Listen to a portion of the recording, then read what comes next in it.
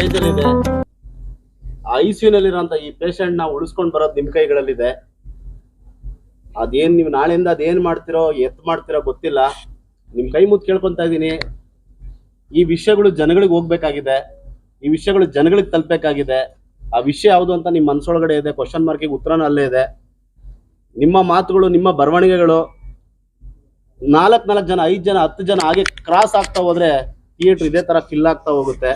ಆ ಜವಾಬ್ದಾರಿ ನಿಮ್ಮ ಮೇಲೆ ಆಗ್ತಾ ಇದ್ದೀನಿ ನಾನು. ಈ ಶೋ ಇಂದ ನಿಮಗೆ ಬಿಟ್ಟಿದ್ದೀನ. ಇದು ಸಿನಿಮಾ ನಿಮ್ದಿನ್ನ. ಎಲ್ರಿಗೂ ನಮಸ್ಕಾರ. ಸಿನಿಮಾ ನೋಡಿದ್ದೀರಾ? ನಿಮ್ಗೆ ಅಕಸ್ಮಾತ್ ಏನಾದ್ರು ಇಷ್ಟ ಆಗಿತ್ತು ಸಿನಿಮಾ ಅಂತಂದರೆ, ನಿಮ್ಗೆ ಪ್ರಾಮಾಣಿಕವಾಗಿ ನಿಮ್ಗೆ ಇಷ್ಟ ಆಯಿತು ಅಂದರೆ ದಯವಿಟ್ಟು ನಿಮ್ಮ ಸೋಷಿಯಲ್ ಮೀಡಿಯಾದಲ್ಲಾಗಲಿ ನಿಮ್ಮ ಫ್ರೆಂಡ್ಸ್ಗಳಿಗಾಗಲಿ ಸಿನಿಮಾ ಬಗ್ಗೆ ತಿಳಿಸಿ. ಯಾಕಂದರೆ ಇವತ್ತಾಗಲೇ ಮಂಗಳವಾರ ಆಗೋಯ್ತು, ಬುಧವಾರ ಗುರುವಾರ ಇನ್ನೊಂದು 2 ದಿನ ಇದೆ, 3 ದಿನ ಅಂದ್ಕೊಳ್ಳಿ. ಆಮೇಲೆ ಸಿನಿಮಾ ಇರಲ್ಲ ಇದು. ಯಾಕಂದರೆ ಜನಗಳು ಯಾರು ಬಂದಿಲ್ಲ ಅಂದರೆ ಸಿನಿಮಾ ಇರಲ್ಲ. ನಾವೀಗ ಯಾರ ಮೇಲೆ ಕಂಪ್ಲೇಂಟ್ ಮಾಡಿ ಏನೇ ಮಾಡಿದ್ರು ನಂಗೆ ಟೈಮ್ ಇಲ್ಲ. ಯಾಕಂದರೆ ಗುರುವಾರ ಆದಮೇಲೆ ನಮಗೂ ಸಿನಿಮಾ ಥಿಯೇಟ್ರಲ್ಲಿ ನಿಲ್ಸ್ಕೊಳ್ಳೋಕ್ಕೂ ಶಕ್ತಿ ಇರಲ್ಲ. ಈ ಥರ ಎಲ್ಲ ಸಮಸ್ಯೆಗಳಿದ್ದಾವೆ.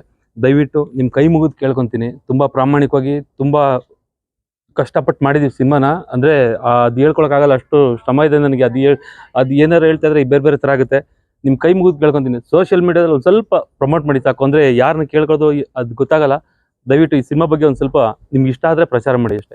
ಗೆಲ್ಲತ್ತೆ ಅನ್ನೋ ಒಂದು ಭಾವನೆ ಇದಕ್ಕೆ ಇಲ್ಲಿವರೆಗೂ ನಿಮ್ಮ ಟೈಮ್ ಕೊಟ್ಟಿದ್ರೆ ಇಲ್ಲಿವರೆಗೂ ಬಂದು ಅದಕ್ಕೆ ನಾವೆಲ್ಲ ಚಿರಋಣಿ.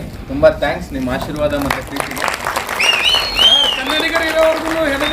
ಕನ್ನಡ ಪಿಕ್ಚರ್ 100% ಸಕ್ಸಸ್ ಆಗುತ್ತೆ. Thank you very much. ಕನ್ನಡದಲ್ಲಿ ಇದು ಮೊದಲನೇ ಪ್ರಯೋಗ ಅನ್ಸುತ್ತೆ. ಯಾಕಂದ್ರೆ ನಾವೆಲ್ಲ ತಮಿಳು, ತೆಲುಗು, ಮಲಯಾಳಂನಲ್ಲಿ ಈ ತರ ಕಥೆಗಳನ್ನ ನೋಡಿದ್ದೀವಿ. ಅದೇ ತರ ಸಿನಿಮಾ ಒಂದು ಕಾಲ ಅಂತಾನೋ, ಕಬಾಲಿ ಅಂತಾನೋ, ಅಥವಾ ಪರಿಯಾರಂ ಪರಿಯಾರಂ ಪೆರುಮಾಳ್ ಅಂತ ಸಿನಿಮಾಗಳು ಕನ್ನಡಕ್ಕೆ ಬರಕ್ಕೆ ಇನ್ನೊಂದು 20 ವರ್ಷ ಆಗುತ್ತೆ ಅನ್ಕೊಂಡಿದ್ವಿ. ಅದು ಇಷ್ಟು ಬೇಗ ಬರುತ್ತೆ ಅಂತ ನಾನು ಅಂದ್ಕೊಂಡಿರ್ಲಿಲ್ಲ. ಕಳೆದ 30-40 ವರ್ಷಗಳಿಂದ ನಾವು ಬೇರೆಯವರ ಕಥೆಗಳನ್ನ ಕೇಳಿದ್ದೀವಿ, ಚಪ್ಪಾಳೆ ಹೊಡೆದಿದ್ದೀವಿ, ಬೆಂಬಲಿಸಿದ್ದೀವಿ. ನಮ್ಮ ಕಥೆಯನ್ನ ನಾವು ಇಲ್ಲಿ ತನಕ ಹೇಳಿಲ್ಲ. ಅವ್ರ ಕಥೆಗಳನ್ನ ಕೇಳಿದ್ದೀವಿ ಅಥವಾ ವಿರೋಧ ಮಾಡಿದ್ದೀವಿ. ನಮ್ಮ ಕಥೆ ನಾವು ಮಾತಾಡಿರ್ಲಿಲ್ಲ. 35 ವರ್ಷಗಳಿಂದ ಡಾಕ್ಟರ್ ಅಂಬೇಡ್ಕರ್ ಬರೆದಿರ್ತಕ್ಕಂಥ ಪುಸ್ತಕಗಳನ್ನ ಓದಿದಾಗ ನಮ್ಮದೊಂದು ಕಥೆ ಇದೆ, ನಾಗಜನರ ಕಥೆ ಇದೆ, ನಾಗದೊರೆ ಕಥೆ ಇದೆ ಅಂತೇಳಿ ಆಗ ನಾನು ನಾಗಲೋಕ ಅಂತ ಒಂದು ಪುಸ್ತಕ ಬರೆದಿದ್ದೆ. ಅದು ಬಹುಶಃ ಒಂದು 2-3 ಲಕ್ಷ ಕಾಪೀಸ್ ಸೇಲ್ ಆಗಿದೆ. ಎಲ್ಲ ಭಾಷೆಗಳಲ್ಲೂ ಟ್ರಾನ್ಸ್ಲೇಟ್ ಆಗಿದೆ. ಇವತ್ತು ಸಿನಿಮಾದಲ್ಲಿ ನೋಡಿದಾಗ ನನಗೆ ನಮ್ಮ ಎಲ್ಲ ಶ್ರಮ ಸಾರ್ಥಕ ಆಯಿತು. ಮತ್ತೆ ನಾವು ಹಾಕಿದಂತ ಒಂದು ಬೀಜ ಇವತ್ತು ಮೊಳಕೆ ಹೊಡೆದೆ ಅಂತ ಅನಿಸ್ತು. ಒಂದೇ ಒಂದು ಸಣ್ಣ ವಿಚಾರ ಏನಂತ ಹೇಳಿದ್ರೆ, ಟೈಟಲ್ ಧೈರ್ಯಂ ಸರ್ವತ್ರ ಸಾಧನವನ್ನ ಬದಲಾಗಿ ಸಂಸ್ಕೃತ ಹೇಳಕ್ ಬದಲಾಗಿ ಕನ್ನಡದಲ್ಲಿ ಬಿಡ್ಬೋದಾಗಿತ್ತು. DSS ಅಂತ ಬರ್ಬೇಕಂದ್ರೆ ಧೈರ್ಯ ಸರ್ವರಿಗೂ ಸಾಧನ ಅಂತಾನು ಆಗ್ಬೋದಿತ್ತು. ಧೈರ್ಯ ಅನ್ನೋದು ಅತ್ಯವಶ್ಯಕ ಅಂತ ಈ ತರ ಬೇರೆ ಏನಾದ್ರು ಟೈಟ್ಲು ಜನಕ್ಕೆ ಅರ್ಥ ಆಗಿ ಜನರ ಬಾಯಲ್ಲಿ ಇರೋ ತರ ಆ ತರ ಟೈಟ್ ಇಡ್ಬೋದಾಗಿತ್ತು. Other than that it's a wonderful movie. Director Sairam ಅವರು ಒಂದು 5-6 ದಿನಗಳಿಂದ ಹೇಳಿದ್ರು.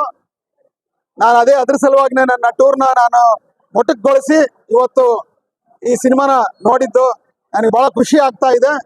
ಹಾಗೇನೆ ಹೀರೋ ವಿವಾನ್ ಅವರು, ಹೀರೋಯಿನ್ ಅವರು, ವಿಲನ್ ಅವರು ಎಲ್ಲರೂ ಅದ್ಭುತವಾಗಿ ಮಾಡಿದ್ದಾರೆ. ಯಾರನ್ನೂ ಸಹಿತ ಫ್ರೆಶರ್ಸ್ ಹೊಸಬ್ರು ಅಂತ ಅನ್ಸೋದಿಲ್ಲ.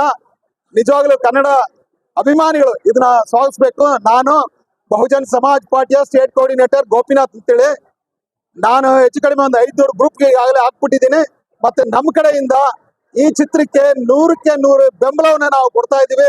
ಎಲ್ಲರನ್ನು ಪ್ರೇರೇಪಿಸ್ತೀವಿ. ಎಲ್ಲರೂ ಇಲ್ಲಿ ಭಾಗವಹಿಸ್ಬೇಕಂತೇಳಿ ಎಲ್ಲರನ್ನು ನಾನು ಮತ್ತೊಮ್ಮೆ ವಿನಂತಿ ಮಾಡ್ಕೊತಿದ್ದೀನಿ. ಜೈ ಭೀಮ್, ಜೈ ಭಾರತ್.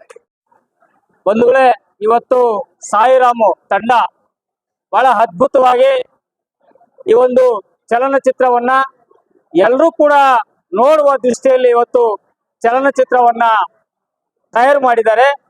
ನಾನು ಬಹುಜನ್ ಸಮಾಜ್ ಪಕ್ಷದ ರಾಜ್ಯ ಖಜಾಂಚಿಯಾಗಿ, ಒಬ್ಬ ನ್ಯಾಷನಲ್ ಯೂತ್ ಅವಾರ್ಡ್ ಆಗಿ ಈ ಒಂದು ಚಲನಚಿತ್ರಕ್ಕೆ ಶುಭವನ್ನು ಕೋರ್ತಾ ಇಂಥ ಒಂದು ಚಿತ್ರವನ್ನ ಎಲ್ಲಾ PVR ಚಿತ್ರಮಂದಿರಗಳಲ್ಲಿ ಅವಕಾಶವನ್ನ ಮಾಡಿಕೊಡ್ಬೇಕಾಗಿತ್ತು. ಇವತ್ತು ಬೇರೆ ಭಾಷೆಗಳು 10 ಜನ 20 ಜನ ಇರ್ತಕ್ಕಂಥದಕ್ಕೆ ಅವಕಾಶ ಮಾಡಿಕೊಡ್ತಾರೆ ಮತ್ತು ಸಮಾಜದಲ್ಲಿ ಆಗ್ತಕ್ಕಂಥ ವಿಚಾರಗಳನ್ನ ಮನಮುಟ್ಟುವಂತೆ ಈ ಹೊಸ ತಂಡ ಮಾಡಿದೆ. ಹಾಗಾಗಿ ಇಡೀ ರಾಜ್ಯಾದ್ಯಂತ ಎಲ್ಲ ಕನ್ನಡ ಪರ ಮನಸ್ಸುಗಳು, ಯುವಜನರು ಮತ್ತು ಹೋರಾಟಗಾರರು ಈ ಒಂದು ಚಲನಚಿತ್ರವನ್ನ ವೀಕ್ಷಣೆ ಮಾಡಿ ಒಂದು ದಾಖಲೆ ರೀತಿಯಲ್ಲಿ ಈ ಚಲನಚಿತ್ರ ಮೂಡಿ ಬಂದಿದೆ. ನಮ್ಮಗಳ ನಿಜ ಜೀವನದ ಕಥೆಯನ್ನು ಆಧರಿಸಿರ್ತಕ್ಕಂಥ ಹಾಗೂ ಚಲನಚಿತ್ರವಾಗಿ ಮಾಡಿರ್ತಕ್ಕಂಥ ಇಂಥ ಕಲಾವಿದರಿಗೆ ತುಂಬು ಹೃದಯದ ವಂದನೆಗಳನ್ನು ಸಲ್ಲಿಸ್ತಾ, ಈಗಾಗಲೇ ಇದಕ್ಕೆ ಕೆಲವು ಬೇರೆ ಬೇರೆ ಬಣ್ಣಗಳನ್ನ ಹೊಚ್ಚಿದ್ರು.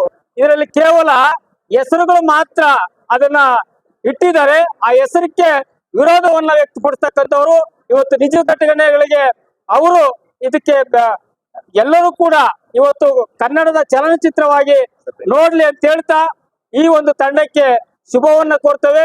ರಾಜ್ಯದಲ್ಲಿರ್ತಕ್ಕಂಥ ಎಲ್ಲ ನಮ್ಮ ಭೀಮ ಬಂಧುಗಳು ಇದನ್ನ ನೋಡ್ಬೇಕು ಅಂತ ಹೇಳಿ ನಾನು ಮನವಿಯನ್ನು ಸಲ್ಲಿಸ್ತೇನೆ. ಶುಭವಾಗಲಿ. ಜೈ ಭೀಮ್. ಧೈರ್ಯಂ ಸರ್ವತ್ರ ಸಾಧನಂ ಅಂದ್ರೆ BSS ಸಿನಿಮಾನ ನೋಡಿದ್ವಿ. ವಾಸ್ತವಾಂಶಕ್ಕೆ ತುಂಬಾ ಹತ್ತಿರದಲ್ಲಿದೆ. ಏನು ಸಮಾಜದಲ್ಲಿ ನಡೀತಾ ಇದೆ, ನೈಜ ಘಟನೆಗಳನ್ನ ಒಳಗೊಂಡಂತ ಈ ಸಿನಿಮಾ ಇದೆ.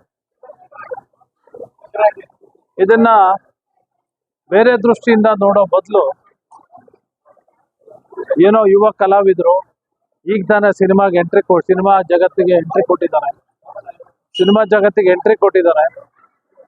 ಅವರನ್ನೆಲ್ಲರೂ ಕೂಡ ಸಹೃದಯದಿಂದ ಆ ಕಲಾವಿದರನ್ನ ಸಹೃದಯದಿಂದ ಅರಸಿ ಈ ಕಲೆಯನ್ನ ಕಲಾವಿದರನ್ನ ಉತ್ತೇಜಿಸಬೇಕು, ಅವರನ್ನ ಎನ್ಕರೇಜ್ ಮಾಡಬೇಕು ಅನ್ನೋಂಥ ಮನವಿಯನ್ನ ಮಾಡ್ತೇನೆ.